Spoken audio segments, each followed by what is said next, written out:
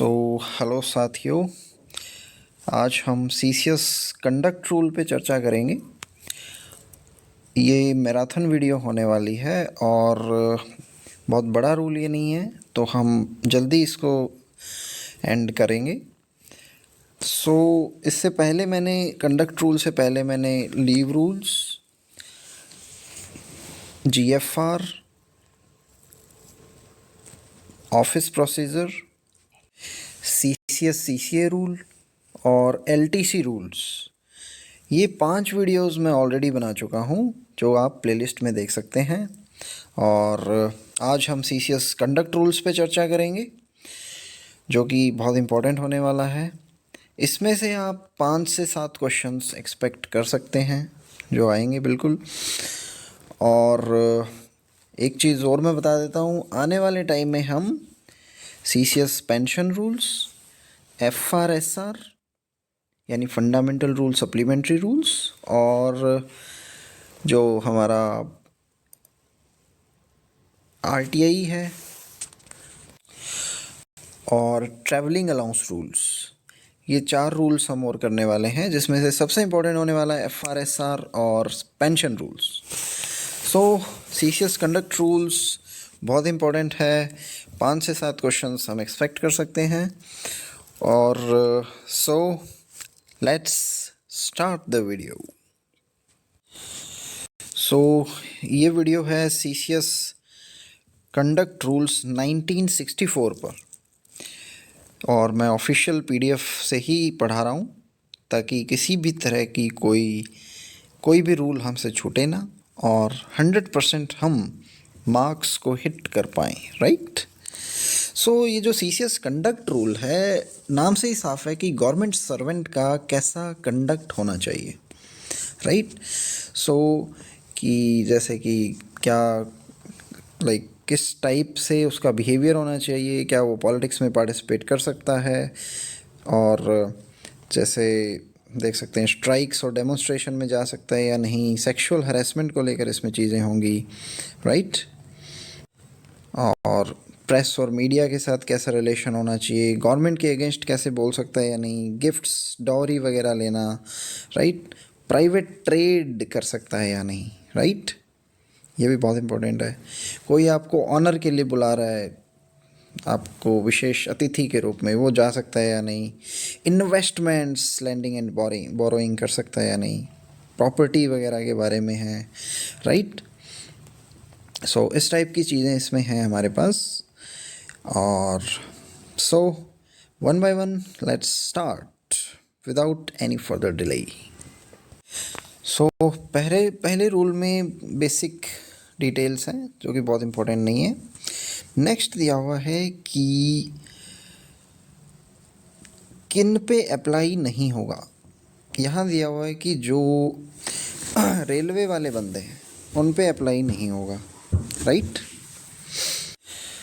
फिर है जो ऑल इंडिया सर्विस वाले हैं उन पे नहीं होगा। ऑल इंडिया सर्विस यानी आईएएस, आईपीएस और इंडियन फॉरेस्ट सर्विस, आईएफएस, उन पे भी अप्लाई नहीं होगा। रेलवे वाले हमने देख लिए, इन पे नहीं होगा। या प्रेसिडेंट कोई जनरल ऑर्डर से निकाल दे, ये इम्पोर्टेंट नहीं है इतना।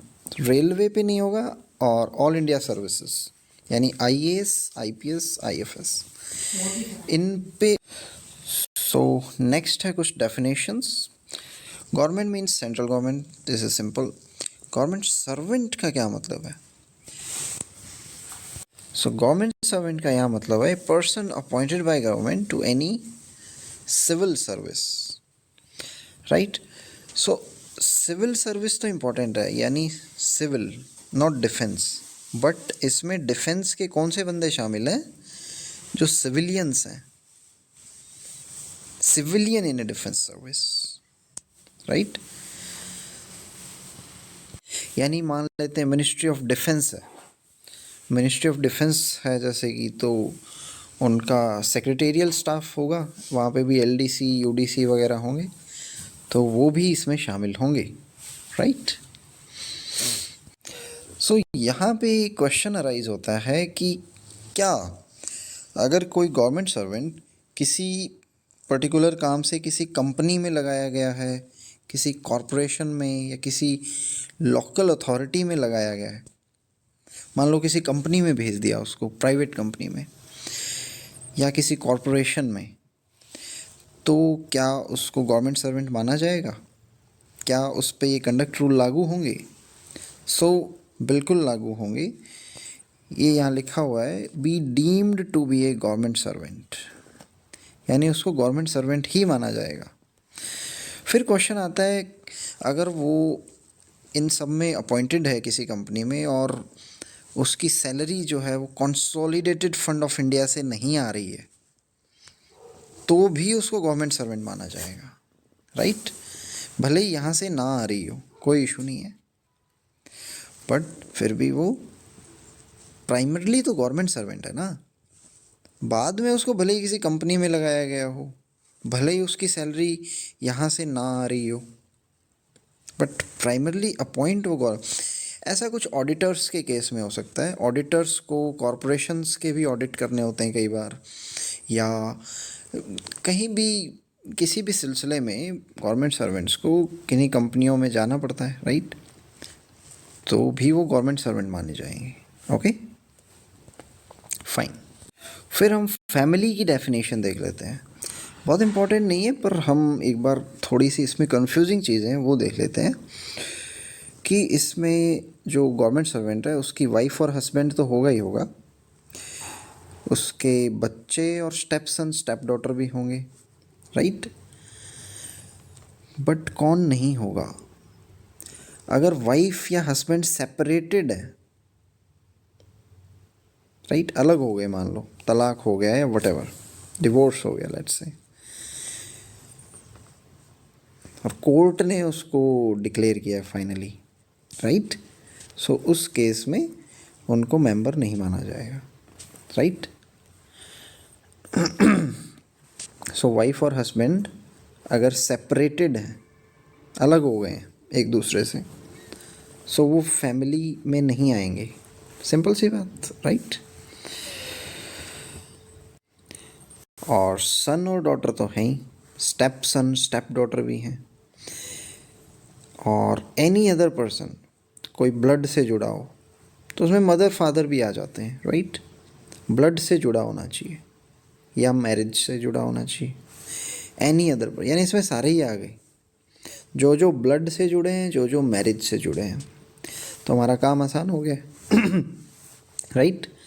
सो हमें ब्लड और मैरिज ही ध्यान रखना है बस। ओके, और इसके बाद कुछ जनरल चीज़ें हैं। थर्ड पॉइंट पे हम आ गए हैं। सो ये बहुत ही बेसिक सी चीज़ें हैं, इसमें कोई बहुत ज़्यादा देखने वाला नहीं है कि गवर्नमेंट सर्वेंट को इंटेग्रिटी मेंटेन रखनी चाहिए, डिवोशन होना चाहिए ड्यूटी के प्रति, राइट? और फिर ये तीसरा पॉइंट आप ध्यान रख सकते हैं, राइट? इसके बाद में कॉन्स्टिट्यूशन का है और डेमोक्रेटिक वैल्यूज़ है, इनको आप होल्ड करना है। ये आप थोड़ा फोकस करिए, तीसरा पॉइंट, उसको ही shall not do and nothing which is unbecoming of a government servant. ये ऑप्शन में आ सकता है, राइट?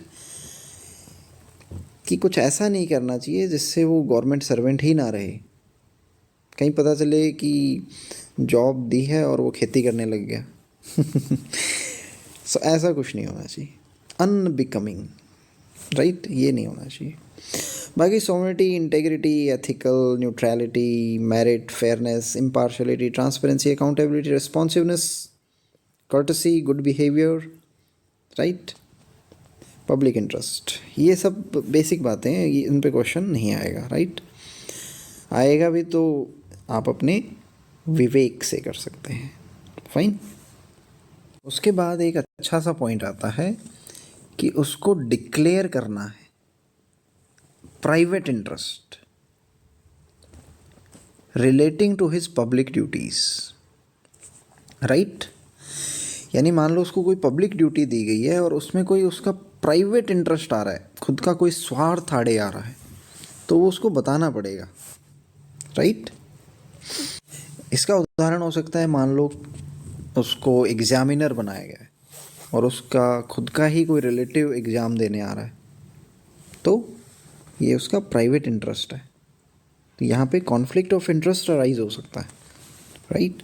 सो उसको वो बताना पड़ेगा कि भाई मेरा बंदा एग्ज़ाम देने आ रहा है, तो राइट डिक्लेयर करना पड़ेगा।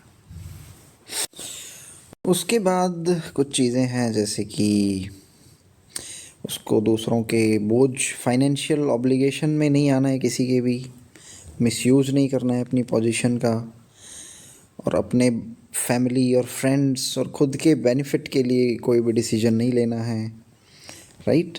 मेरिट पे डिसीजन लेना है, राइट। फेयरनेस, इम्पार्शलिटी यानी निष्पक्षता के साथ फैसले लेने हैं, राइट। कोई भी लॉ या रूल का पालन करना है, उसको तोड़ना नहीं है। डिसिप्लिन उसको मेंटेन रखना है। कॉन्फिडेंशियलिटी बहुत इम्पोर्टेंट है, यानी इन्फॉर्मेशन जो है लीक नहीं करनी है। यहाँ पे एक कंफ्यूजिंग लाइन आती है, ये वाला पॉइंट आप ध्यान से देखें। No government servant shall in the performance of official duty or in exercise of powers conferred on him act otherwise than in his best judgment। यानी किसी भी गवर्नमेंट सर्वेंट को हमेशा अपनी बेस्ट जजमेंट के साथ ही एक्ट करना है, राइट। एक्सेप्ट व्हेन, किस केस में नहीं करना है अपनी जजमेंट से, जब वो अपने सुपीरियर की डायरेक्शन के अंडर हो, राइट। मान लो सुपीरियर आपको कुछ करने को कह रहा है और आप कहो नहीं तो मैं तो अपने ही बेस्ट जजमेंट से करूँगा, ऐसा नहीं होना चाहिए। सुपीरियर की डायरेक्शन मानी जानी चाहिए, राइट। उसके बाद सुपीरियर की डायरेक्शन तो माननी है, बट वो राइटिंग में होनी चाहिए, ओरल नहीं होनी चाहिए। अगर ओरल है भी तो उसको हमें कंफर्म कर लेना है बाद में, राइट। तो रूल 3 ये क्या कहता है कि प्रॉम्प्टनेस होनी चाहिए, कर्टसी होनी चाहिए। कर्टसी यानी सम्मान के भाव से, यानी उसको डिसकॉर्टियस मैनर में बिहेव नहीं करना है और डिले नहीं करना है काम में, राइट। तो दो बातें ध्यान रखनी है। प्रॉम्प्ट होना चाहिए, प्रॉम्प्ट यानी फास्ट, क्विक। कर्टसी यानी सम्मान के साथ रहना है, राइट, डिसेंसी के साथ रहना है, fine. 3B is about observation of government policies, यानी गवर्नमेंट ने जो पॉलिसी बनाई है उसका पालन करना है, राइट। फिर चाहे वो एनवायरनमेंट को बचाने की बात हो, वाइल्ड लाइफ को बचाने की बात हो, या हमारी सांस्कृतिक धरोहर यानी कल्चरल हेरिटेज को बचाने की बात हो, राइट। नेक्स्ट आता है कि गवर्नमेंट सर्वेंट को सेक्सुअल हैरेसमेंट, किसी भी वुमेन का वर्क प्लेस पे उसमें इंडल्ज नहीं होना है खुद को, और उसको एप्रोप्रिएट स्टेप्स लेने हैं ताकि सेक्सुअल हैरेसमेंट को प्रिवेंट किया जा सके। सेक्सुअल हैरेसमेंट में क्या आता है, इसमें फिजिकल तो आएगा ही आएगा, राइट। यहाँ पे देखें अगर हम, तो फिजिकल तो आएगा ही आएगा, दिस पार्ट। या अगर कोई डिमांड भी कर रहा है या रिक्वेस्ट कर रहा है सेक्सुअल फेवर्स के लिए, तो वो भी आएगा। या सेक्सुअली कलर्ड रिमार्क्स भी दे रहा है, यानी कुछ बोल रहा है, कुछ कह रहा है जो सेक्सुअली कलर्ड है, जो भद्दा है, राइट। या पोर्नोग्राफी दिखा रहा है,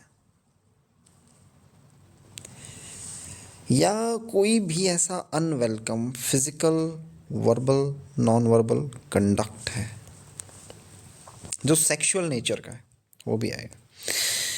यानी फिजिकल तो है ही है, इसके बाद मुंह से बोलना, राइट,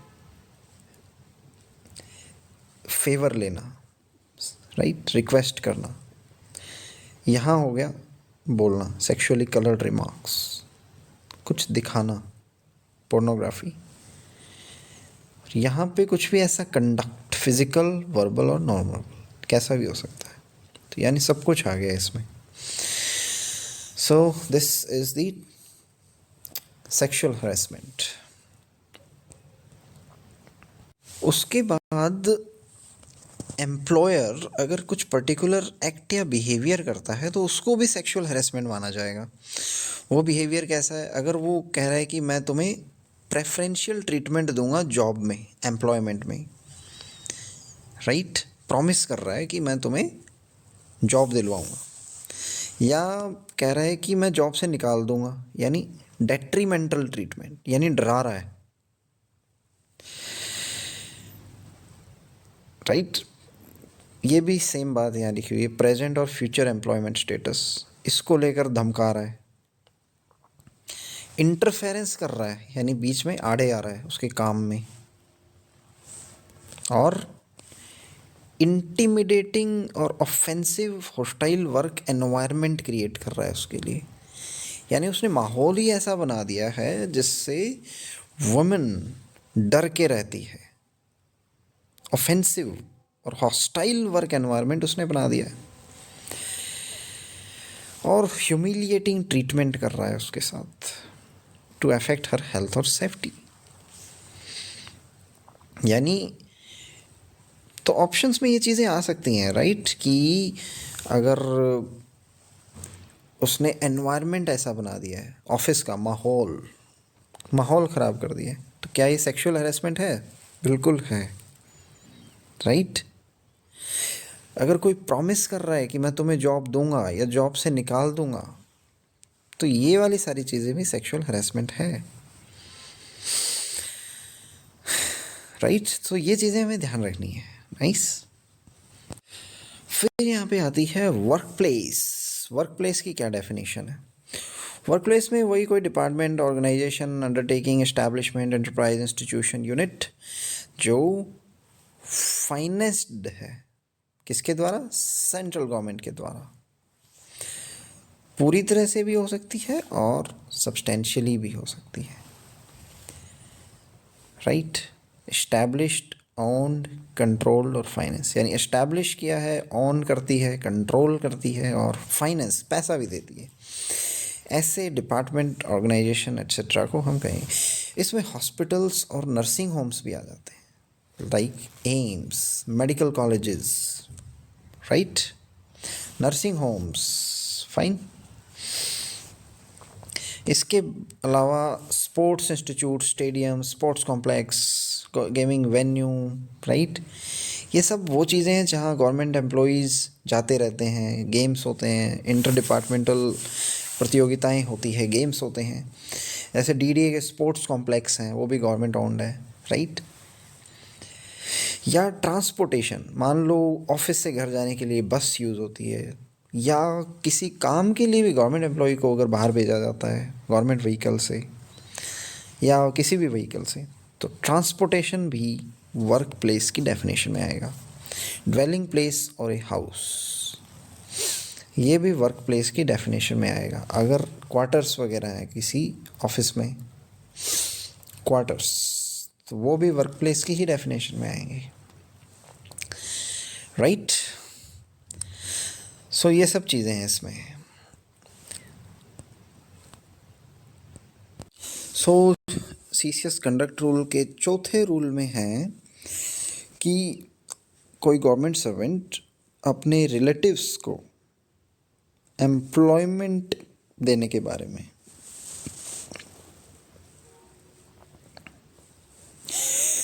कोई भी गवर्नमेंट सर्वेंट को अपनी पोजीशन का यूज़ नहीं करना है अपने किसी भी फैमिली मेम्बर को किसी भी कंपनी या फर्म में एम्प्लॉयमेंट दिलाने के लिए, राइट, वेदर डायरेक्टली और इनडायरेक्टली, राइट. अपनी पोजीशन का यूज़ नहीं करना है, राइट. कोई भी क्लास 1 ऑफिसर, यहाँ पे ध्यान रखना है हमें. सेकंड पॉइंट पे हम देख रहे हैं नो क्लास 1 ऑफिसर, यानी किसी भी ग्रुप ए या क्लास 1 अधिकारी को अपने सन डॉटर या किसी भी डिपेंडेंट को अलाउ नहीं करना है कि वो एम्प्लॉयमेंट एक्सेप्ट करे किसी भी ऐसी कंपनी में जहां उसकी ऑफिशियल डीलिंग्स है, राइट। मान लो ये कोई गवर्नमेंट सर्वेंट है, राइट, इसकी किसी कंपनी के साथ डीलिंग है, यानी कॉन्ट्रैक्ट्स वगैरह देते हैं इसको काम करने के लिए, टेंडर्स वगैरह देते हैं इस पर्टिकुलर कंपनी को। तो ये अपने बेटे को इस कंपनी में परमिट नहीं करेगा जाने के लिए। तो इसके लिए क्या करना पड़ेगा, इसको पहले सैंक्शन लेना पड़ेगा गवर्नमेंट से। और मान लो वो सैंक्शन नहीं ले पाता है, बहुत ही टाइम लिमिट है, जल्दी ही ज्वाइन करना है इस बच्चे को, ज्वाइनिंग लेटर आ चुका है, तो ऐसे में जैसे ये ज्वाइन करता है तो इसको एम्प्लॉय को इंटीमेट करना पड़ेगा गवर्नमेंट को जल्दी ही, राइट। सो ये बहुत इम्पोर्टेंट है बात। और जब तक गवर्नमेंट एक्सेप्ट नहीं करती तब तक जो इसने ज्वाइन किया है ये प्रोविजनल रहेगा, इसको कभी भी हटाया भी जा सकता है, राइट। सो ये एम्प्लॉय जिसकी इस कंपनी के साथ डीलिंग थी, डायरेक्ट गवर्नमेंट का काम करती थी ये कंपनी, टेंडर वगैरह लेती थी, तो डायरेक्ट डील कर रहा है इस कंपनी से, तो ये अपने बच्चे को यहाँ एम्प्लॉय नहीं बना सकता इस कंपनी का बिना गवर्नमेंट की परमिशन के, राइट। सो कोई भी उसकी फैमिली मेम्बर है तो उसको इंटीमेट करना पड़ेगा गवर्नमेंट को जैसे ही वो एम्प्लॉय बनता है उस पर्टिकुलर कंपनी का जिसके साथ उसकी डीलिंग है, राइट। इंटीमेट करना पड़ेगा। और थर्ड पॉइंट है वो इसका बिल्कुल उल्टा है कि मान लेते हैं पहले से ही उसका कोई बंदा एम्प्लॉयड है उस कंपनी में, राइट। तो वो जो गवर्नमेंट सर्वेंट है वो उस कंपनी के साथ डील नहीं करेगा किसी भी मैटर में। फिर क्या करेगा वो अपने सीनियर को बता देगा, सीनियर को बता देगा और वो फाइनल जो कॉम्पिटेंट अथॉरिटी होगी वो डिसाइड करेगी, राइट। सो ये ना तो अपने किसी पर्सन को किसी कंपनी में एम्प्लॉय करा सकता है, और एम्प्लॉय अगर है ऑलरेडी तो ये उस कंपनी से डीलिंग नहीं कर सकता है, okay. Taking part in politics and elections, ये है हमारा पॉइंट नंबर, रूल नंबर 5। तो किसी भी गवर्नमेंट सर्वेंट को खुद को एसोसिएट नहीं करना है किसी भी पॉलिटिकल पार्टी से या किसी ऑर्गेनाइजेशन से जो पॉलिटिक्स में पार्ट कर लेती है। जैसे आरएसएस एक ऑर्गेनाइजेशन है जो कि पॉलिटिक्स में पार्टिसिपेट करती है, और किसी भी पार्टी को असिस्ट भी नहीं करना है किसी भी मैनर में इन एनी पॉलिटिकल मूवमेंट और एक्टिविटी। सो ऐसी एक्टिविटीज़ से दूर रहना है, पॉलिटिकल एक्टिविटीज़ से, ओके। उसके बाद देखते हैं क्या उसका कोई फैमिली मेम्बर वो ले सकता है पॉलिटिकल एक्टिविटी में पार्ट। वो ले तो सकता है बट देखना पड़ेगा कि वो कहीं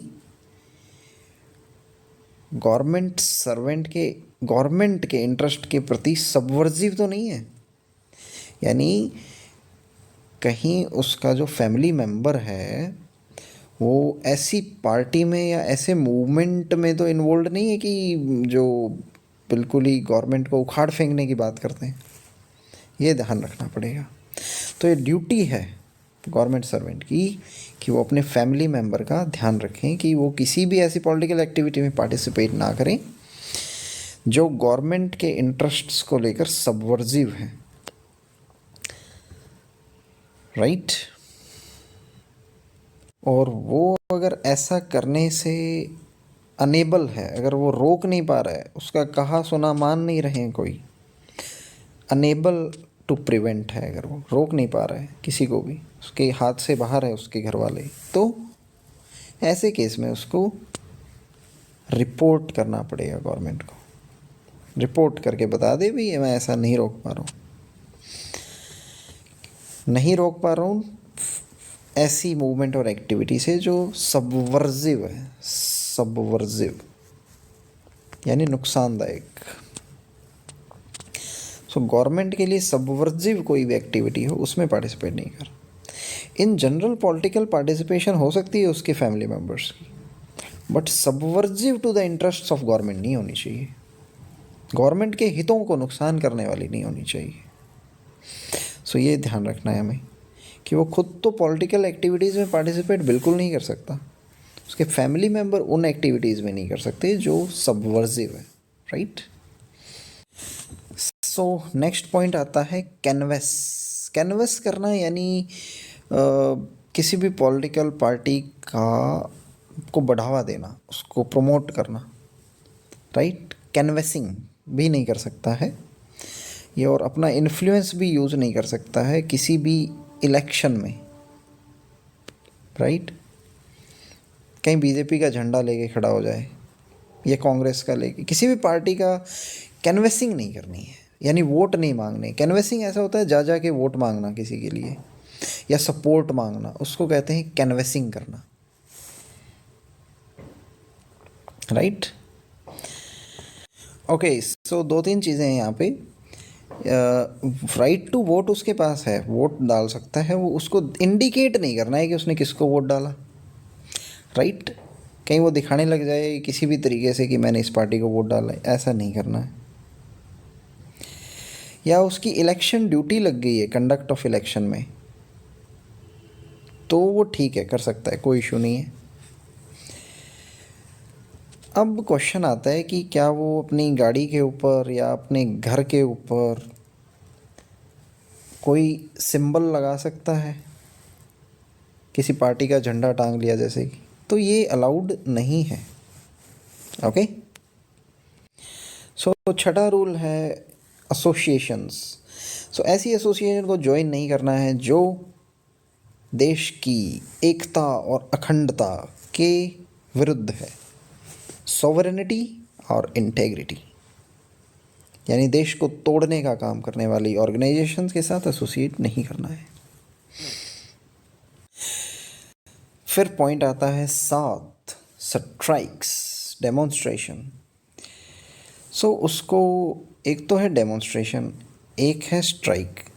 स्ट्राइक तो कर ही नहीं सकता बिल्कुल भी। स्ट्राइक यानी धरना, यानी काम छोड़ के बाहर बैठ गए हैं और अपनी मांगें मनवाने के लिए धरना दे के बैठ गए हैं, स्ट्राइक कर दी है, बिल्कुल ठीक है। डेमोन्स्ट्रेशन, उन डेमोन्स्ट्रेशन में पार्टिसिपेट नहीं कर सकता जो सॉवरेनिटी और इंटीग्रिटी ऑफ इंडिया या सिक्योरिटी, फ्रेंडली रिलेशन को अफेक्ट करती है, यानी वही देश को तोड़ने वाली बात। ऐसी डेमोन्स्ट्रेशन, डेमोन्स्ट्रेशन यानी प्रदर्शन, प्रदर्शन कर सकता है वो, बट देश की एकता और अखंडता, सॉवरेनिटी और इंटेग्रिटी को तोड़ने वाला डेमोन्स्ट्रेशन नहीं होना चाहिए, ओके। सो ये रहा डेमोन्स्ट्रेशन, ये रहा स्ट्राइक। फिर बात आती है प्रेस और मीडिया, यानी कोई अखबार वगैरह जो है उसकी मैनेजमेंट का या उसकी ऑनरशिप का वो पार्ट नहीं बनेगा। अगर बनना है तो previous sanction of the government, यानी पहले अनुमति लेनी पड़ेगी सरकार की, तो ही बन सकता है। इसमें इलेक्ट्रॉनिक मीडिया भी शामिल है, राइट। पब्लिकेशंस भी हैं, मैगजीन्स, न्यूज़पेपर्स, या ऑनलाइन किसी का इलेक्ट्रॉनिक मीडिया है। सो इसमें एक्सेप्शन है, वो किसी अपनी ऑफिशियल ड्यूटी के डिस्चार्ज में कोई बुक पब्लिश करता है। मान लो कोई नीति आयोग का बंदा है, नीति आयोग क्या काम करती है, पॉलिसी मेकिंग। उस जैसे अमिताभ कांत थे, तो उन्होंने अपनी बुक पब्लिश की थी इंडिया की डेवलपमेंट पे, तो अलाउड है वो, राइट। या participates in a public media, जैसे बहुत सारे पुराने जो एक्सपीरियंस्ड गवर्नमेंट सर्वेंट्स होते हैं वो राज्यसभा टीवी पे, संसद टीवी पे या दूसरे टीवी चैनल्स पे आते हैं अपने एक्सपीरियंसेस शेयर करने के लिए, राइट। या कोई इंसिडेंट हो जाता है तो जो एसपी होता है या जो भी पब्लिक ऑफिशियल होता है वो मीडिया में आता है, तो वो अलाउड है, कोई इशू नहीं है उसमें, राइट। लेकिन बुक पब्लिश करते हुए उसको ये ज़रूर क्लियर करना है कि views expressed by him are his own and not that of government, यानी ये उसके खुद के व्यूज़ हैं, गवर्नमेंट के नहीं हैं, राइट। सो नौवां पॉइंट है क्रिटिसिज्म, नो क्रिटिसिज्म, राइट। सो किसी भी गवर्नमेंट सर्वेंट को कहीं भी radio broadcast, telecast, electronic media, कहीं भी एनोनिमसली या ट्रांस वटेवर, राइट, कहीं भी एडवर्स क्रिटिसिज्म नहीं करना है किसी भी पॉलिसी या एक्शन का, सेंटर हो या स्टेट गवर्नमेंट, किसी भी गवर्नमेंट का अगेंस्ट नहीं बोलना है। यहाँ भी एक्सेप्शन है कि कोई ऑफिस बियरर है किसी ट्रेड यूनियन का, यानी मज़दूरों की यूनियन का, या किसी एसोसिएशन का गवर्नमेंट सर्वेंट्स की, तो वो अपनी जो कंडीशंस ऑफ सर्विस है या अपने जो इंटरेस्ट्स हैं उनको इम्प्रूव करने के लिए अपनी बात को रख सकते हैं, इसमें कोई इशू नहीं है, राइट। मान लो किसी को संडे की छुट्टी नहीं मिल रही है किसी ऑफिस में, तो ऑफ कोर्स वो उनकी जेन्युइन डिमांड है, वो आप उसको लेकर क्रिटिसाइज़ कर सकते हो गवर्नमेंट को, वो कंडीशंस ऑफ सर्विस में आ गई, राइट। सो ये इम्पोर्टेंट है। और आप कोई ऐसी भी बात नहीं बोल सकते जिससे किसी राज्य सरकार और केंद्र सरकार के बीच संबंध खराब होते हों, या केंद्र सरकार और किसी दूसरे देश के बीच संबंध खराब होते हों, right. Okay, so next is 10वां point, 10 evidence, right, 10 evidence before committee और एनी अथॉरिटी। सो कोई भी गवर्नमेंट सर्वेंट है उसको बिना गवर्नमेंट की सैंक्शन लिए, बिना गवर्नमेंट की अनुमति लिए कोई एविडेंस नहीं देना है किसी भी इंक्वायरी में, अगर वो कंडक्ट कराई जा रही है किसी भी पर्सन, कमेटी या अथॉरिटी के द्वारा, राइट। सो कोई एविडेंस देने नहीं पहुंच जाना है बिना सरकार से पूछे।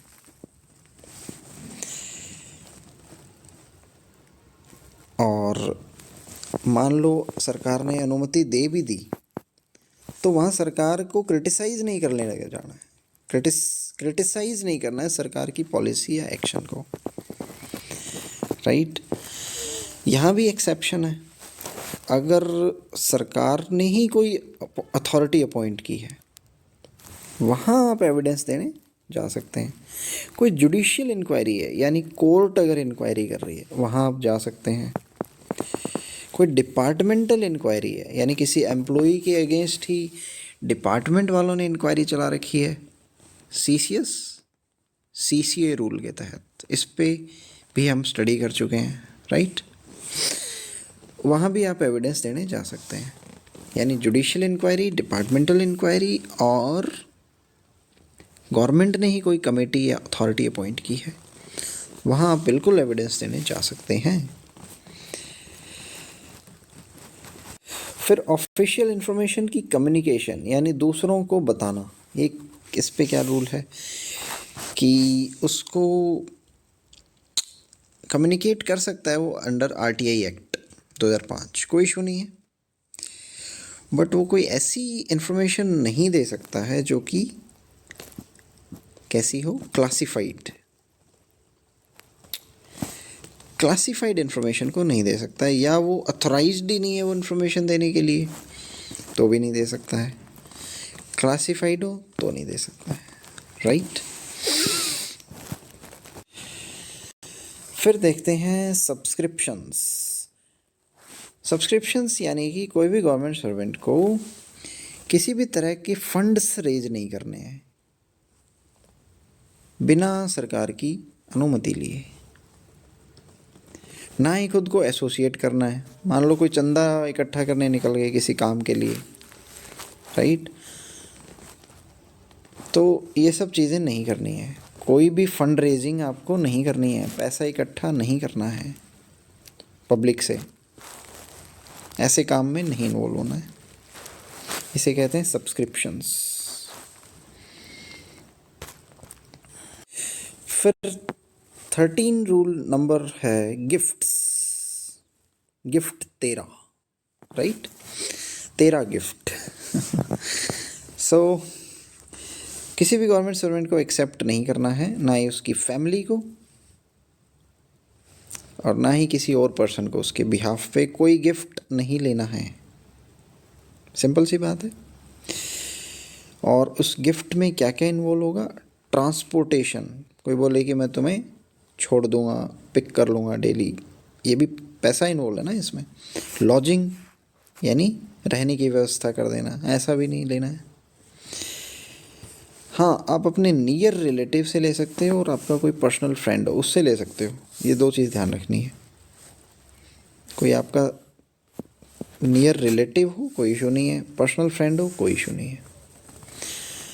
बाकी आप किसी से भी ट्रांसपोर्टेशन, लॉजिंग, बोर्डिंग ऐसा कुछ नहीं ले सकते हैं। कैजुअल मील, भाई कोई बोला आज डिनर मेरी तरफ से तो कोई इशू नहीं है। फ्रीक्वेंट नहीं होना चाहिए, वो लैविश नहीं होना चाहिए, राइट।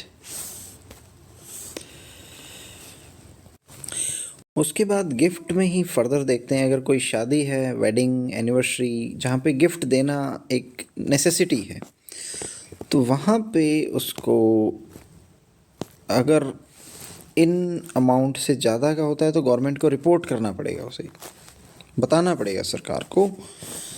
तो वो अमाउंट क्या है ये देख लेते हैं। अगर कोई ग्रुप ए ऑफिसर है तो 25,000 यानी 25,000। ग्रुप बी है तो 15,000 यानी 15,000। और ग्रुप सी अगर है तो उस केस में 5,000। इससे ज़्यादा के अगर गिफ्ट्स मिल रहे हैं तो गवर्नमेंट को बताना पड़ेगा। 5, 15, 25,000 ग्रुप ए ऑफिसर्स के लिए। ये लिमिट्स याद रखनी है हमें, राइट। तो आप इसका स्क्रीनशॉट भी ले सकते हैं, इनसे एमसीक्यूज बनते हैं। इसको याद करने का तरीका ये हो सकता है, 500 सॉरी मैंने यहाँ पे थोड़ा सा एरर कर दिया है, ये था 7,500 यानी 7500, मैंने 5,000 बोल दिया था। और ग्रुप बी के लिए था 15,000, ये तो ठीक है।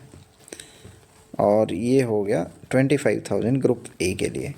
इसको याद करने का तरीका मोबाइल फ़ोन से देख सकते हैं। कोई मोबाइल फ़ोन आजकल सबसे सस्ता जो होता है 7500 के आसपास से शुरू होता है, प्रीमियम रेंज 25,000 से शुरू होती है। तो गिफ्ट्स हमें ध्यान रखना है। तो शादी में मान लेते हैं ग्रुप ए इज़ प्रीमियम, सो 25,000, और जो सबसे सस्ता फ़ोन होगा 7500, राइट, ऐसे ध्यान रख सकते हैं। So that is for group C, group B, group A 7500, 1500 और 25,000। और बाकी केसेस में अगर हम देखें इन एनी अदर केस, तो उसको बिना परमिशन के नहीं लेना है। उसकी वैल्यूज़ भी हम देख लेते हैं एक बार, राइट। यहाँ पे वैल्यू है ₹1,500, 1500 ग्रुप ए और बी के लिए, ₹500 in case of a group C और डी। यहाँ पे 500, 1500 है ग्रुप ए और बी के लिए, और 500 है ग्रुप सी और डी के लिए। शादी में थोड़ा ज़्यादा हो जाता है, बंदा प्रीमियम फ़ोन तो देगा ही देगा ना।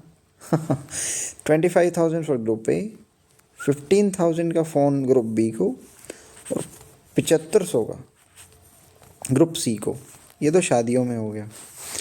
नॉर्मल कंडीशन में बहुत कम है, सिर्फ 1500 का ही गिफ्ट ले सकते हो। इससे ज़्यादा अगर ले रहे हो तो गवर्नमेंट से परमिशन लेनी पड़ेगी। यहाँ रिपोर्ट करना था, परमिशन नहीं लेनी थी अगर इससे ज़्यादा होता है तो। यहाँ पे सैंक्शन लेना है, सैंक्शन यानी परमिशन। 1500 और 500। सो ग्रुप सी और डी, आप इसको ऐसे ध्यान रख सकते हो, कोई गिफ्ट देगा तो 500 तक का देगा। एक 500 का नोट ध्यान रख सकते हो आप, मिनिमम नोट 500 का है ना, तो ग्रुप सी और डी को 500 का देगा गिफ्ट, और 1500 का ग्रुप ए और बी को। ओके, और आप कहेंगे 1000 भी तो दे सकता था ग्रुप ए और बी को, बट 5 आना चाहिए। इन सब में 5 आ रहा है, ये देखो 25,000 में 5 आ रहा है, 15, 75, यहाँ भी 5, यहाँ भी 5। सो ये चीज़ें ध्यान रखनी हैं। ओके, सो अब हम बात करते हैं, अगर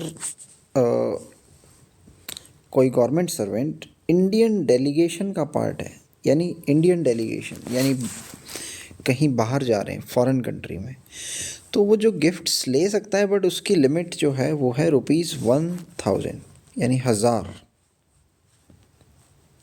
1000 रुपये से ज़्यादा की गिफ्ट नहीं होनी चाहिए सारे मिला के, राइट। इसको ध्यान रख सकते हैं, 1000 का नोट इंडिया में तो चलता नहीं है, फॉरेन में चलता है, राइट। 1000 ये लिमिट ध्यान रखने का तरीका है। और पुरानी लिमिट्स रिवाइज करें अगर, तो ग्रुप सी और डी के लिए 500, ग्रुप ए और बी के लिए 1000, राइट।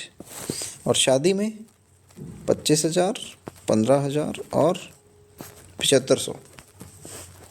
इनसे ज़्यादा का अगर हो यहाँ पे तो हमें रिपोर्ट करना है, बताना है लेने के बाद। यहाँ पे पहले परमिशन लेनी है, अगर इससे ज़्यादा का अगर आप गिफ्ट लेते हैं तो। So let's move on.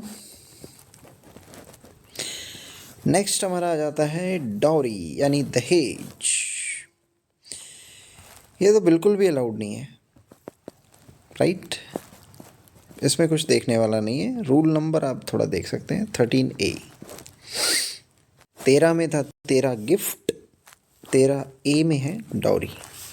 So rule 14 है about public demonstrations in honour of government, यानी किसी गवर्नमेंट के सम्मान में किसी ने कोई पब्लिक डेमोन्स्ट्रेशन ऑर्गेनाइज की है तो वो अलाउड नहीं है। कोई भी वैलिडिक्टरी एड्रेस वगैरह देने के लिए बुलाया गया हो, टेस्टिमोनियल या कोई मीटिंग, कोई एंटरटेनमेंट, उसके ऑनर में अगर ऑर्गेनाइज कराई जा रही है, उसके ऑनर में, तो वो अलाउड नहीं है। फेयरवेल अलाउड है, यानी छोटा मोटा कोई पार्टी होगी, right. Simple and inexpensive entertainments, इसमें कोई इशू नहीं है। ये सिंपल और इनएक्सपेंसिव है तो कोई इशू नहीं है, राइट। अदरवाइज अलाउड नहीं है, ओके। इसके बाद एक नोट यहाँ पे दिया हुआ है, बहुत इंपॉर्टेंट है, कि प्रेशर नहीं करना है किसी को भी। क्या करने के लिए? सब्सक्राइब करने के लिए। सब्सक्राइब यानी पैसा, चंदा दान देने के लिए, चंदा देने के लिए कोई भी फेयरवेल या एंटरटेनमेंट ऑर्गेनाइज कराया जा रहा है तो उसके लिए हम किसी को पैसा देने के लिए प्रेशराइज नहीं कर सकते। और क्लास 3 और 4 एम्प्लॉयज़ को तो बिल्कुल भी नहीं कर सकते, राइट। क्लास 3 और 4 को से अगर हम सब्सक्रिप्शन लेना चाहते हैं यानी पैसा कलेक्ट करना चाहते हैं तो जो फेयरवेल जिसका हो रहा है वो क्लास 3 और 4 का ही होना चाहिए। ऐसा नहीं है कि ग्रुप डी वाले एम्प्लॉय से हम पैसा इकट्ठा कर रहे हैं किसी ग्रुप ए वाले की फेयरवेल पार्टी के लिए, ऐसा अलाउड नहीं है। हाँ, डी का डी के लिए किया जा सकता है, कोई इशू नहीं है। डी का सी के लिए भी किया जा सकता है, राइट। ये चीज़ें ध्यान रखनी है। इसके बाद आ जाता है सबसे इम्पोर्टेंट पार्ट, जो कि है प्राइवेट ट्रेड और एम्प्लॉयमेंट, यानी नौकरी के साथ साथ एक और नौकरी। क्या ये अलाउड है? Let's see. सो इसको बिल्कुल भी अलाउड नहीं है। हाँ, अगर करना है तो प्रीवियस सैंक्शन लेना पड़ेगा, सरकार की अनुमति है तो कर सकते हैं। सो कोई भी ट्रेड और बिजनेस में पार्टिसिपेट नहीं कर सकता है, राइट। कोई भी एम्प्लॉयमेंट के लिए नेगोशिएट भी नहीं कर सकता है, या कि मुझे भाई एम्प्लॉयमेंट दो, ऐसा नहीं कह सकता है वो। कोई इलेक्टिव ऑफिस होल्ड नहीं कर सकता है जहाँ पे चुना जाता हो, राइट। और ना ही किसी के लिए कैनवस कर सकता है। कैनवस यानी वोट मांगना किसी के लिए। कोई इलेक्टिव ऑफिस है, मान लो किसी किसी कोऑपरेटिव बॉडी का किसी मेंबर को चुना जाना है तो उसके लिए वो वोट भी नहीं मांग सकता है, कैनवस भी नहीं कर सकता उसके लिए, राइट। कोई इंश्योरेंस एजेंसी है, कमीशन एजेंसी है जो उसकी फैमिली मेंबर ऑन कर रहे हैं, उसके लिए भी वो कैनवेसिंग नहीं कर सकता है। कहीं भाई अपने स्टाफ को जाके कहने लग जाए कि भाई मेरे वाइफ या मेरे बच्चों की एक एजेंसी है, आप उसमें पैसा लगाओ, ऐसा नहीं कह सकता है वो, बिल्कुल नहीं कह सकता, राइट। इसके अलावा उसको पार्टिसिपेट नहीं करना है मेकिंग ऑफ, यानी उसके प्रोडक्शन में, किसके, किसी भी स्पॉन्सर्ड मीडिया प्रोग्राम के, कोई भी मीडिया प्रोग्राम जो गवर्नमेंट द्वारा कमीशन्ड है और प्राइवेट कंपनी द्वारा प्रोड्यूस्ड है, उसमें भी नहीं करना है। प्राइवेटली प्रोड्यूस्ड मीडिया प्रोग्राम, इसकी भी मेकिंग में, ये मेकिंग वर्ड बड़ा इंपॉर्टेंट है, इसकी प्रोडक्शन में इन्वॉल्व नहीं होना है, राइट। ये तो हमने देख लिया कि वो ये सब चीज़ें नहीं कर सकता है। अब क्या कर सकता है वो देख लेते हैं। कोई भी ऑनरेरी वर्क वो कर सकता है सोशल और चैरिटेबल नेचर का, यानी समाज सेवा वाला काम, कोई इशू नहीं है। वो ओकेजनल वर्क कर सकता है लिटरेरी, आर्टिस्टिक और साइंटिफिक कैरेक्टर का, यानी कोई रिसर्च जैसा कुछ काम करना है उसको, कोई आर्ट बनानी है उसको, कोई लिटरेरी यानी कोई बुक लिखना चाहता है वो, राइट। ओकेजनल होना चाहिए, ये उसका प्रोफेशनल नहीं होना चाहिए। फिर वो स्पोर्ट्स एक्टिविटीज़ में पार्टिसिपेट कर सकता है एज एन अमेच्योर, राइट। यहाँ परमिशन नहीं चाहिए, राइट, ये ध्यान रखना। इसके अलावा एक और एक्टिविटी है रजिस्ट्रेशन, प्रमोशन और management of A literary, scientific और चैरिटेबल सोसाइटी और एक क्लब, जिसका एम है स्पोर्ट्स, कल्चर, रिक्रिएशनल एक्टिविटीज़ को बढ़ावा देना। सोसाइटीज़ रजिस्ट्रेशन एक्ट 1860 के तहत रजिस्टर्ड होना चाहिए, राइट। सो ये सारी एक्टिविटीज़ हैं जिनके लिए गवर्नमेंट की कोई भी सैंक्शन की नीड नहीं है, बिना अनुमति के कर सकता है, कोई दिक्कत नहीं है। कोई ऑनरेरी वर्क करना है सोशल, चैरिटेबल, समाज सेवा वाला, ये लिटरेरी, आर्टिस्टिक और साइंटिफिक, ये बड़ा इंपॉर्टेंट है, राइट। लिटरेरी, साइंटिफिक और आर्टिस्टिक। स्पोर्ट्स कोई इशू नहीं है, बट अमेच्योर होना चाहिए, राइट। फाइन। फिर वो किसी कोऑपरेटिव सोसाइटी,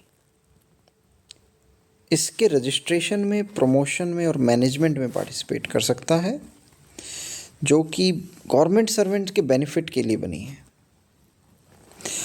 और जो कि रजिस्टर हुई है जो कोऑपरेटिव सोसाइटीज़ एक्ट है उसके तहत। यहाँ था सोसाइटीज़ रजिस्ट्रेशन एक्ट, क्योंकि यहाँ बात कर रहे थे हम चैरिटेबल सोसाइटी की, क्लब की, राइट, लिटरेरी, साइंटिफिक, इस टाइप के ऑर्गेनाइजेशन की। यहाँ पे हम बात कर रहे हैं कोऑपरेटिव सोसाइटी की, जो कि गवर्नमेंट सर्वेंट्स के बेनिफिट के लिए बनी हो। दोनों में ही कोई इलेक्टिव ऑफिस होल्ड नहीं करना है। ये नहीं कि किसी इन ऑर्गेनाइजेशन का चेयरमैन बन के बैठ गया हो जिसको पैसे मिल रहे हो, ये अलाउड नहीं है। हाँ, आप उनके प्रमोशन में, उनके मैनेजमेंट में और रजिस्ट्रेशन में पार्टिसिपेट कर सकते हो। किसके?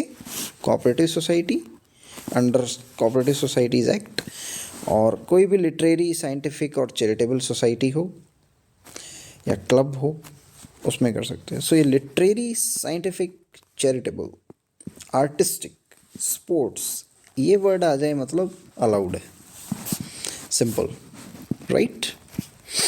इसे रिवाइज कर लेते हैं कि यहाँ पे ये अलाउड नहीं है, making of sponsored media, media programme commissioned by government, right, privately produced media programme including video magazine, इनकी मेकिंग में उसको पार्टिसिपेट नहीं करना है, बिल्कुल भी नहीं करना है।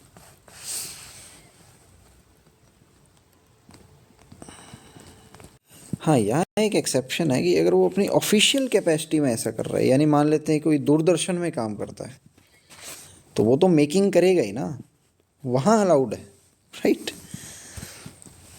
सो ये हमने देख लिया है कि प्राइवेट ट्रेड में क्या क्या प्रीवियस सैंक्शन के साथ कर सकते हैं और क्या क्या बिना परमिशन के कर सकते हैं। ये चीज़ें हैं जो बिना परमिशन के कर सकते हैं, और यहाँ हमने देखा कि इनके लिए परमिशन चाहिए, राइट। सो ये रूल हमारा यहाँ ख़त्म होता है। Let's move on.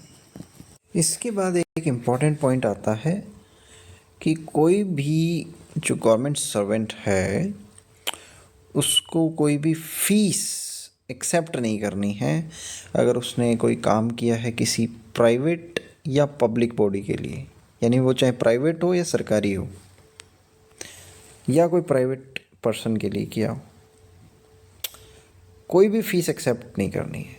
हाँ, अनुमति लेके कर सकते हैं कि फ़लानी जगह मैं आज पेपर चेक करने जा रहा हूँ, मैं इतनी फ़ीस लूँगा,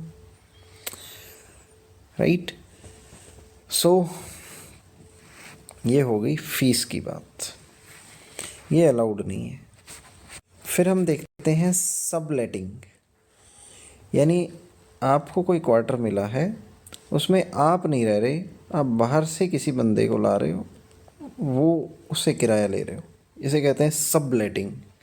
यानी गवर्नमेंट ने तो आपको लेट किया और आप उसमें किसी और को लेट कर रहे हो, ये होगी सबलेटिंग, ये अलाउड नहीं है। और इसके अलावा लीज पे देना यानी ठेके पे देना भी अलाउड नहीं है। अब हम बात कर लेते हैं इन्वेस्टमेंट की, लेंडिंग की, बोरोइंग की, यानी उधार लेना देना और पूंजी निवेश करना, इन्वेस्टमेंट करना, जो कि हम करते रहते हैं। बट यहाँ पे स्पेक्यूलेशन की बात कही गई है। कोई भी बंदा, गवर्नमेंट सर्वेंट, किसी स्टॉक में, शेयर में और किसी भी इन्वेस्टमेंट में स्पेक्यूलेट नहीं करेगा। वो जो होते हैं ना डे ट्रेडिंग वाले बंदे, जो दिन रात उनका यही काम होता है कि कब स्टॉक गिरे, नीचे जाए, ऊपर जाए, तब हम बेचें, निकलें, ये सब काम गवर्नमेंट सर्वेंट को नहीं करने हैं। स्टॉक्स में इन्वेस्ट कर सकते हैं बट स्पेक्यूलेटिव जो काम है ना, डे ट्रेडिंग वाले जैसे होते हैं, वो अलाउड नहीं है। जो ओकेजनल इन्वेस्टमेंट्स होती हैं वो आप कर सकते हैं। आप पूरा धंधा नहीं बना सकते स्टॉक मार्केटिंग को अपना, स्टॉक मार्केट को अपना, राइट। ये जो फ्रीक्वेंट परचेज और सेल है ना, ये अलाउड नहीं है। ओकेजनल इन्वेस्टमेंट्स अलाउड है, कोई इशू नहीं है। इसके अलावा कोई भी गवर्नमेंट सर्वेंट को किसी भी ऐसी जगह पे इन्वेस्ट नहीं करना है जो उसको फ्यूचर में इन्फ्लुएंस कर सके, राइट। मान लो कोई गवर्नमेंट सर्वेंट किसी ऐसी कंपनी में इन्वेस्ट कर रहा है जिसके साथ उसकी डीलिंग है, तो अगर उसमें इन्वेस्ट कर दिया है तो ऑफ कोर्स इन्फ्लुएंस करेगी उस गवर्नमेंट सर्वेंट को, क्योंकि उसके इंटरेस्ट आ गए हैं उस कंपनी में, तो ये नहीं करना है। या आगे ये जो पॉइंट है इसमें ऐसा कहा गया है कि मान लो कोई गवर्नमेंट सर्वेंट है, ये किसी PSU है, गवर्नमेंट की कोई कंपनी है, उसमें डिसीजन मेकिंग में है, उसका कोई बड़ा अधिकारी है, उसको पता चलता है कि इसका IPO आने वाला है, यानी इसके शेयर्स जो हैं शेयर मार्केट में लिस्ट होने वाले हैं पहली बार, तो वो ना तो खुद और ना ही अपने किसी फैमिली मेम्बर्स या अपने रिलेटिव्स को अलाउ करेगा कि वो शेयर्स खरीदें, राइट। ये अलाउड नहीं है, क्योंकि वो तो सारी डिटेल जानता ही है ना इस कंपनी की, वो तो सारी लीक कर देगा, इन्फ्लुएंस कर सकता है वो इस पूरे IPO को। IPO यानी इनिशियल पब्लिक ऑफरिंग, पहली बार कोई कंपनी शेयर मार्केट पे लिस्ट होती है उसको आईपीओ कहते हैं। सो ये अलाउड नहीं है। उसके बाद हमने इन्वेस्टमेंट देख ली है, अब हम बात करते हैं लैंडिंग और बोरोइंग के बारे में। तो जो गवर्नमेंट सर्वेंट है उसको अपनी लिमिट्स ऑफ अथॉरिटी, यानी जिस एरिया में उसकी अथॉरिटी है वहाँ किसी के साथ भी लैंडिंग बोरोइंग वगैरह नहीं करनी है, राइट। फिर है lend money to any person at interest, किसी को भी ब्याज पे लोन नहीं देना है, ओके। यहाँ पे एक्सेप्शन है जो हमें ध्यान रखनी है कि कोई भी जो गवर्नमेंट सर्वेंट है वो अपने रिलेटिव से या पर्सनल फ्रेंड से एक टेम्परेरी लोन ले सकता है स्मॉल अमाउंट का, फ्री ऑफ इंटरेस्ट। यहाँ कोई इशू नहीं है। या किसी भी ट्रेडमैन के साथ थोड़ा बहुत कोई एडवांस पे वगैरह का थोड़ा बहुत मैटर रख सकता है, कोई इशू नहीं है, ओके। फिर 17वां जो पॉइंट है 17 is about insolvency and habitual indebtedness. Indebtedness यानी कर्जे के नीचे दब जाना, और इंसॉल्वेंसी बैंक्रप्सी इज लाइक दिवालिया निकल जाना, यानी कि वो पैसे जो उसने लिए थे वो पे नहीं कर पा रहा है। तो ऐसी चीज़ से उसको अवॉइड करना चाहिए। और अगर कोई ऐसी प्रोसीडिंग उसके अगेंस्ट चल रही है जहाँ पे रिकवरी उससे की जा रही है पुराने डेट की, तो उसको गवर्नमेंट को रिपोर्ट करना है, राइट। फिर 18 नंबर पॉइंट है इज़ अबाउट प्रॉपर्टी। वो मूवेबल भी हो सकती है, इमूवेबल। फर्स्ट अपॉइंटमेंट पे उसको अपनी सारे एसेट्स और लाइबिलिटीज़ का ब्यौरा देना है। इमूवेबल प्रॉपर्टी हो, चाहे वो ओन्ड हो, एक्वायर्ड हो, लीज पे हो, मॉर्टगेज पे हो, उसके नाम पे हो, इनहेरिट की हुई हो, shares, debentures, cash, movable property, debts, liabilities, सारा कुछ उसको बताना है, ओके। ये जो कंडीशन है ये जो ग्रुप डी एम्प्लॉइज़ पे लागू नहीं होगी, राइट। हाँ, गवर्नमेंट इसको आदेश दे सकती है बट ऑर्डिनरीली ग्रुप डी पे अप्लाई नहीं होगी। सो यहाँ पे एक एमसीक्यू बन रहा है, ₹10,000 का क्या मामला है ये देख लेते हैं। उसके पास मान लो कोई प्रॉपर्टी है मूवेबल, यानी इलेक्ट्रॉनिक्स जैसा कोई सामान मान लेते हैं। अगर वो 10,000 से कम का है तो आप उसको सारे आइटम्स मिला के उनकी वैल्यू 10,000 से कम बन रही है तो उसको एज ए लंप सम दिखा सकता है। मान लो 5,000 का एक मोबाइल फ़ोन है, राइट, और इसी तरह से एक लैपटॉप है छोटा, इनकी सारी की वैल्यू मान लो 10,000 बन रही है, तो ये आप दिखा दो, राइट। उसके बाद आती है बारी group A, group B officer है, उनको एक एनुअल रिटर्न भरना पड़ता है, यानी पूरे साल में एक ब्यौरा देना पड़ता है। उन्होंने जो भी अपनी इमूवेबल प्रॉपर्टी है, यानी ज़मीन वगैरह जो उन्होंने एक्वायर की, ऑन की या हेल्ड की, या लीज मॉर्टगेज, राइट, इसका एक साल में प्रोफॉर्मा भराया जाता है ज़मीन वगैरह इमूवेबल प्रॉपर्टी का।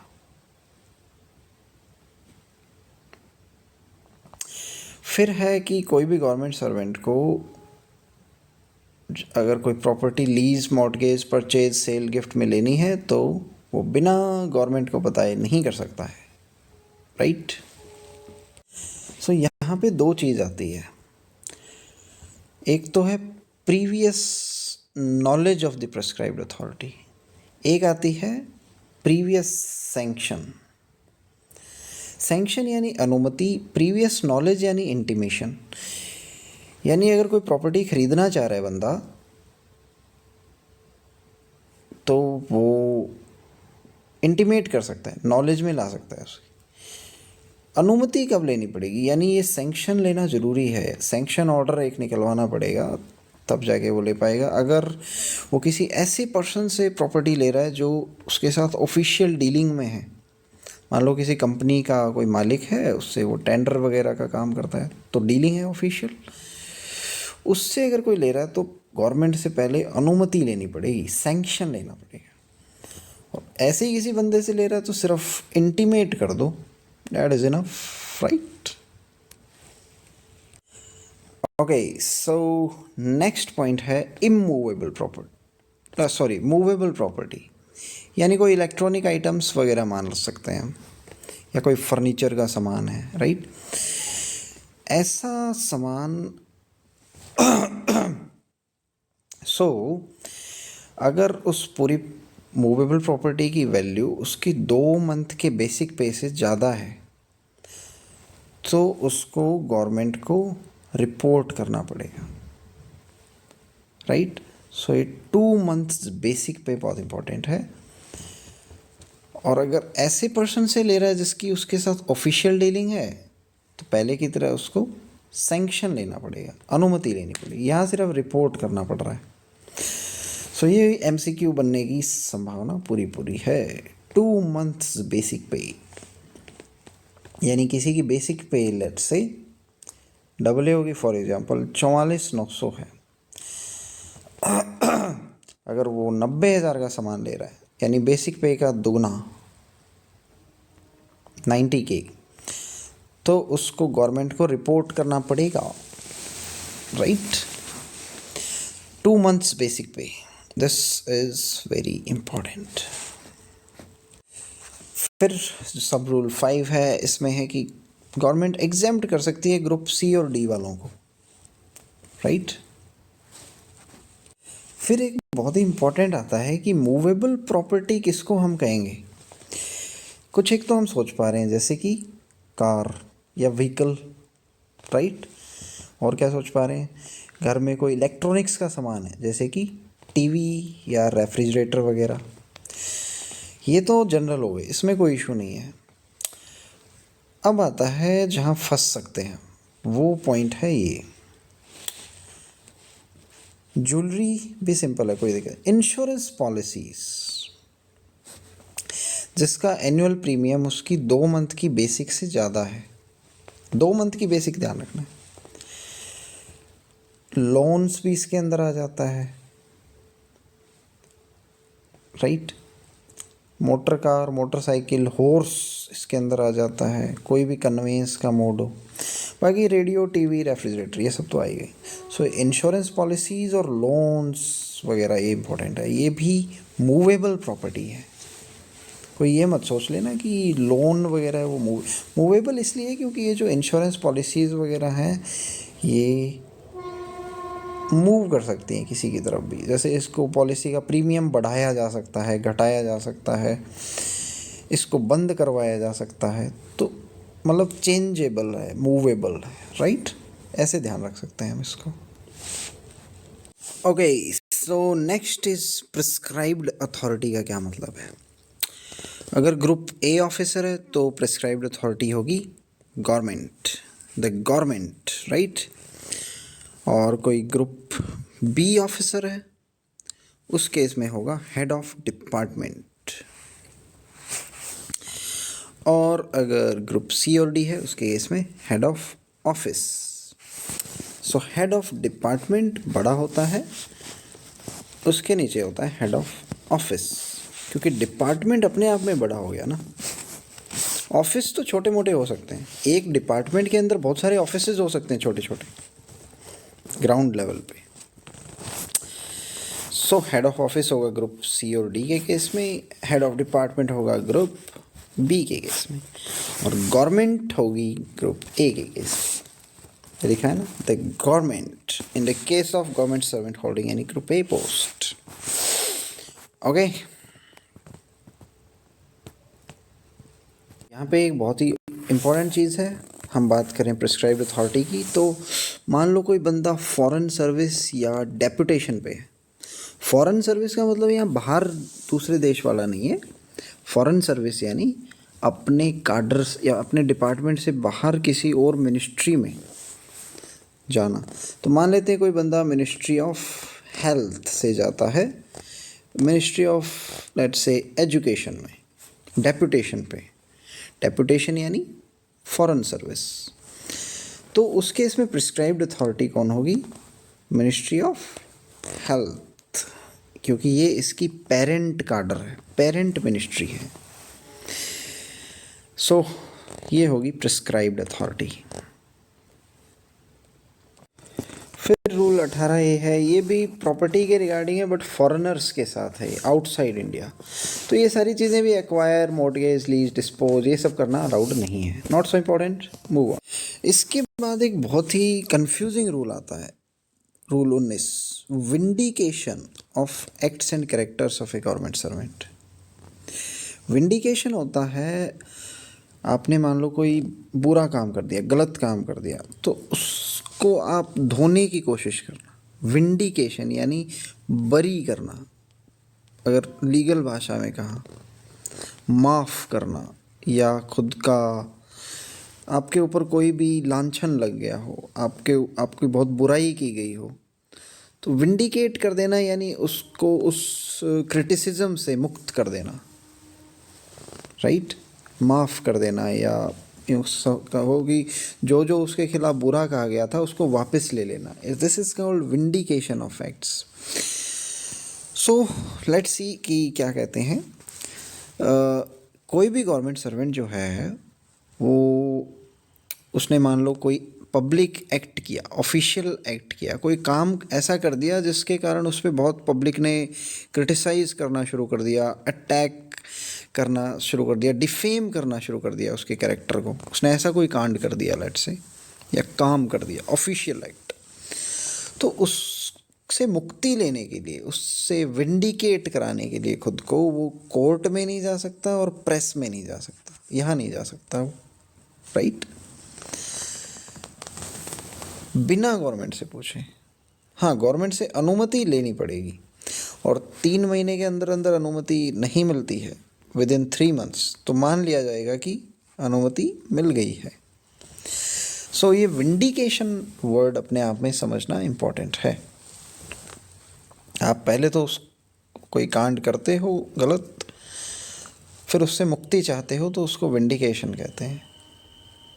आप ये साबित करने की कोशिश करते हो कि आपने कुछ ऐसा नहीं किया है, तो आप वो साबित कराने के लिए कोर्ट में या प्रेस में जाके खड़े हो जाओ, ये अलाउड नहीं है बिना गवर्नमेंट से पूछे। हाँ, अगर आपने प्राइवेट कैपेसिटी में कुछ ऐसा किया है तो आप बिल्कुल जा सकते हो, लेकिन उसकी रिपोर्ट आपको गवर्नमेंट को देनी पड़ेगी, राइट, कोई इशू नहीं है। ओके, सो ये हो गया विंडिकेशन, रूल 19 डन। फिर आता है कैनवेसिंग ऑफ नॉन ऑफिशियल और अदर आउटसाइड इन्फ्लुएंस। कैनवेसिंग हम पहले ही देख चुके हैं, वर्ड बड़ा इंपॉर्टेंट है, बार बार यूज़ हो रहा है, यानी किसी दूसरे से कोई काम करवाना, किसी दूसरे को इन्फ्लुएंस करना, पुश करना। मान लो किसी पॉलिटिकल पार्टी के लिए हम कैनवेसिंग करते हैं, यानी उसके लिए वोट मांगना, उसके लिए सपोर्ट मांगना, ये होता है कैनवेस करना, कैनवेसिंग। सो ये किसी भी गवर्नमेंट सर्वेंट को किसी भी अपनी इंटरेस्ट को फर्दर करने के लिए बाहर से वो कोई पॉलिटिकल और आउटसाइड इन्फ्लुएंस नहीं ला सकता है। मान लो किसी बंदे का प्रमोशन नहीं हो रहा है, तो बाहर से किसी नेता को बुला के आपके ऊपर, आप अपने सीनियर के ऊपर प्रेशर लगाए, तो ये बात बिल्कुल भी जस्टिफाइड नहीं है। तो आप कैनवेसिंग नहीं कर सकते हैं किसी बाहर वाले बंदे को कि भाई साहब मेरे साथ ऐसा ऐसा हो रहा है, आप देखिए इस चीज़ को। ये कैनवेसिंग करना होता है, आप दूसरे को जाके मनाओ, पुश करो कि मेरे साथ ऐसा ऐसा हो रहा है, आप मुझे बचाओ। इट्स लाइक दूसरे के आगे आप कैनवेस करते हो, ये अलाउड नहीं है, राइट। इसको कुछ ऐसे समझ सकते हैं, मान लो ये आपका सीनियर है, ये आप हैं जूनियर, ये आपको प्रमोशन नहीं दे रहा है, तो अब बाहर से ये कोई नेता है लेट्स से, आप इसके आगे जाते हो, कैनवेसिंग करते हो, यानी कि फेवर मांगते हो, और इस नेता को कहते हो इस पर प्रेशर डालो। ये करवाना बिल्कुल कंडक्ट रूल का वायलेशन है, this is not allowed, right. फिर आ जाता है 21, 21 मैरिज, मैरिज के रिगार्डिंग है।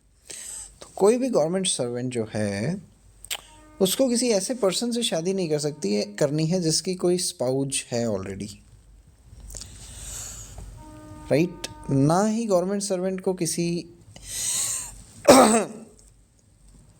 ना ही कोई गवर्नमेंट सर्वेंट जिसकी कोई ऑलरेडी स्पाउज है उसको शादी करनी है, राइट। सिंपल। ओके, सो सेंट्रल गवर्नमेंट अलाउ कर सकती है कुछ केसेस में मल्टीपल शादियों के लिए। वो है अगर किसी सर्वेंट का पर्सनल लॉ अलाउ करता है, जैसे कि मुस्लिम पर्सनल लॉ में अलाउड है तो वहाँ अलाउ किया जा सकता है, या कोई और ग्राउंड्स हैं। और कोई अगर अदर देन इंडियन नेशनलिटी से शादी करता है तो उसको गवर्नमेंट को बताना पड़ेगा, इंटीमेट करना पड़ेगा। तो ये ध्यान रखनी है ये चीज़ें, इंटीमेट करना है, सैंक्शन लेना है।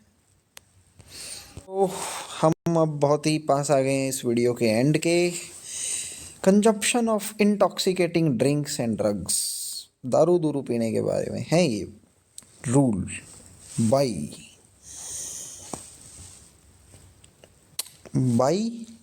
यानी भाई, एंड ड्रग्स ड्रिंक्स, राइट। याद करने का तरीका है। सो गवर्नमेंट सर्वेंट को कोई भी लॉ है इंटॉक्सिकेटिंग ड्रिंक्स और ड्रग्स से रिलेटेड, उसको फॉलो करना है। और ड्यूटी के दौरान उसको किसी भी ड्रग के इन्फ्लुएंस में नहीं आना है, कोई भी ड्रग नहीं लेके आनी है, राइट। फिर देखते हैं किसी भी पब्लिक प्लेस में उसको ड्रिंक, इंटॉक्सिकेटिंग ड्रग वगैरह नहीं लेनी है। पब्लिक प्लेस में जो हमारी बसेस वगैरह होती है, कन्वेंस वगैरह है, वो भी आ जाएगा, राइट। जहाँ पे पब्लिक एक्सेस कर सकती है उसको पब्लिक प्लेस कहते हैं, वेदर ऑन पेमेंट और अदरवाइज। तो ना तो वो पब्लिक प्लेस पे जाके ड्रिंक कर सकता है और ना ही पब्लिक प्लेस पे ड्रिंक करने के बाद आ सकता है, राइट। मान लो ये कोई पब्लिक प्लेस है, यहाँ पे बैठ के वो दारू पीने लग जाए, ये अलाउड नहीं है। अपने घर पे बैठ के दारू पी फिर पब्लिक प्लेस पे आ गया, ये भी अलाउड नहीं है, राइट। ये दोनों याद रखने हैं अपने को। फिर ये एक बेसिक सी बात है कि 14 साल से कम के बच्चों को एम्प्लॉय गवर्नमेंट सर्वेंट नहीं करवाएगा, क्योंकि 6 से 14 साल के बच्चों को आर्टिकल 21A के तहत राइट टू एजुकेशन दिया हुआ है, ओके। और 0 से 6 साल वालों को क्या दिया हुआ है, कैन यू टेल मी। ये हमारा जो आर्टिकल 45 है DPSP का, directive principle of state policy, वहाँ पे 0 से 6 साल के बच्चों को प्री स्कूल एजुकेशन की बात कही गई है, okay. So this was just extra information. So इसी के साथ हमारा कंडक्ट रूल की जो मैराथन है ये समाप्त होती है। हमने बहुत ही डिटेल में पढ़ा है, इससे बाहर कोई क्वेश्चन नहीं आएगा, आएगा तो यहीं से आएगा वरना नहीं आएगा। सो हमने पूरा कंडक्ट रूल ख़त्म कर दिया है। बाकी की वीडियोस आप प्लेलिस्ट में जाकर देख सकते हैं। बाकी वीडियोस देखने के लिए आप मेरे चैनल पे जाएंगे, वहाँ पे क्लिक करेंगे तो आपको हमारा चैनल दिखेगा और इसमें जो ये है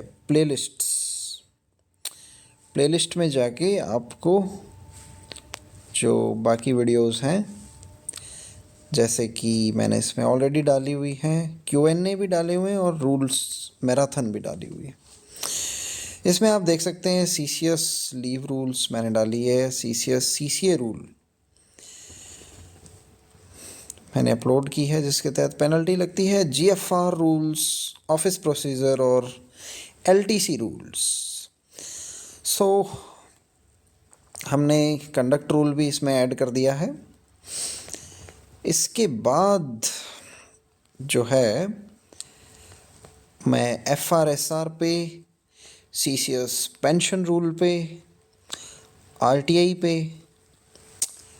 इन सब टॉपिक पे वीडियो बनाने वाला हूँ। और आपको बहुत कम टाइम बचा है एग्ज़ाम के लिए, सो बहुत फोकस के साथ हमें पढ़ना है और अपना सिलेक्शन इंश्योर करना है, राइट।